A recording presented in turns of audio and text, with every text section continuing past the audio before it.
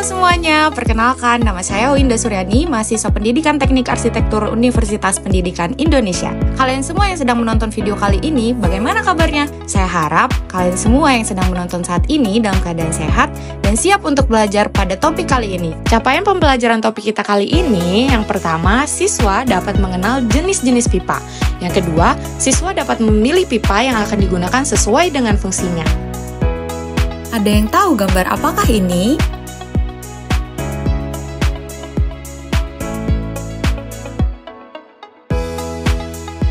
Ya, betul. Jawaban yang benar adalah pipa.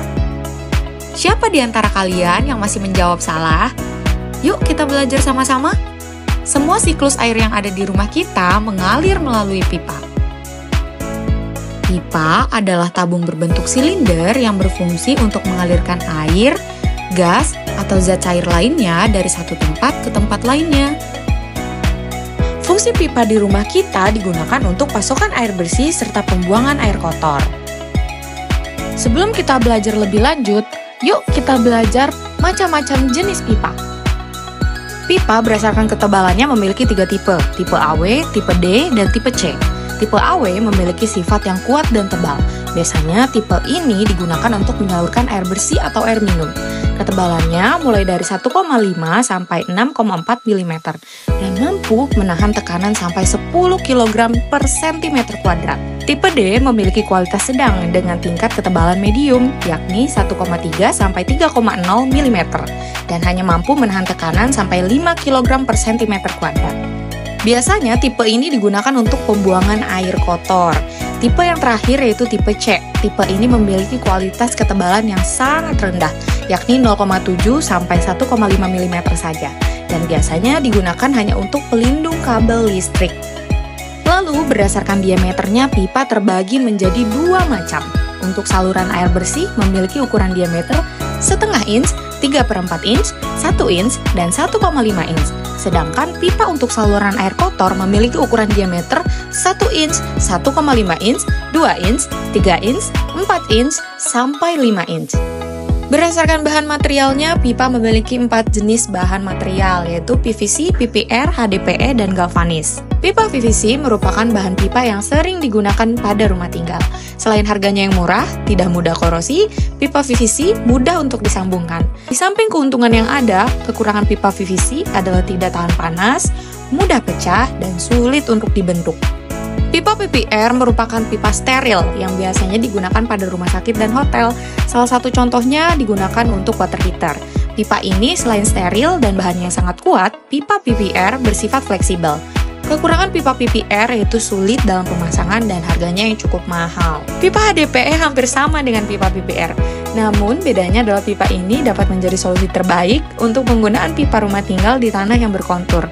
Karena sifatnya yang fleksibel, tahan terhadap cuaca dan abrasi, harganya yang murah, dan dapat bertahan sampai 50 tahun. Namun, kekurangan dari pipa ini adalah rentan terhadap kerusakan mekanis dan rentan terhadap sinar matahari langsung. Itu sebabnya pipa ini lebih baik digunakan di dalam tanah. Sedangkan pipa galvanis merupakan bahan pipa yang terbuat dari besi. Maka dari itu, pipa ini paling kuat dan paling tahan lama.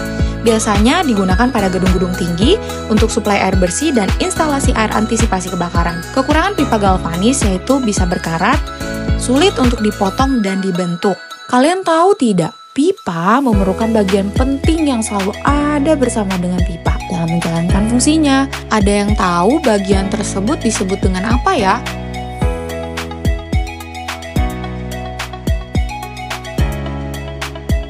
Ya, benar, soket.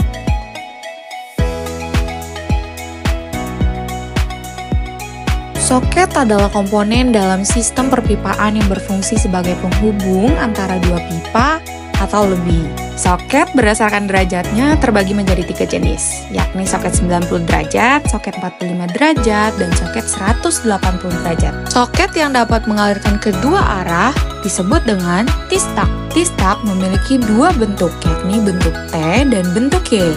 Tidak hanya mampu mengalirkan kedua arah, soket juga bisa mengalirkan air ke 3 arah. Soket ini disebut dengan soket cross. Nah, seluruh rangkaian pipa dan soket ini disebut dengan plumbing. Plumbing adalah penggabungan seni teknologi penyaluran air bersih dan kotor supaya memenuhi syarat kualitas dan kontinuitas bangunan dalam mencapai kondisi higienis dan nyaman. Air bersih yang telah tertampung di toren akan dialirkan melalui pipa ke furnitur-furnitur yang ada di rumah, seperti WC, shower, dan sink. Air kotor yang berasal dari WC akan dialirkan ke tangki limbah, atau biasa disebut dengan septic tank. Sedangkan air kotor lainnya akan dikumpulkan pada satu aliran pipa yang nantinya akan dialirkan ke sumur resapan sebelum pada akhirnya air tersebut dialirkan ke parit. Sekarang kita review yuk topik yang sudah kita bahas kali ini. Tabung berbentuk silinder yang berfungsi untuk mengalirkan air, gas, atau zat cair lainnya dari satu tempat ke tempat lainnya merupakan definisi dari apa ya?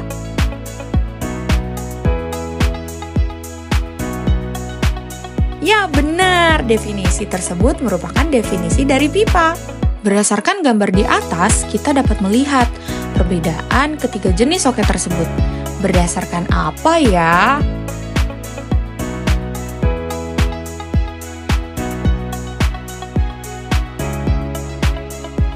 Benar, ketiga soket tersebut memiliki derajat yang berbeda, yaitu 90 derajat, 45 derajat, dan 180 derajat.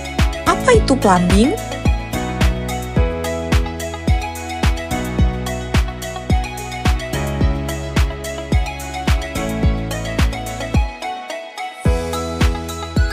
Ya, benar. Plumbing adalah keseluruhan rangkaian sistem perpipaan dalam suatu bangunan. Untuk memperluas pengetahuan kita tentang konstruksi dan utilitas gedung, di video selanjutnya kita akan membahas tentang pipa vent dan drain. Sampai bertemu di video selanjutnya.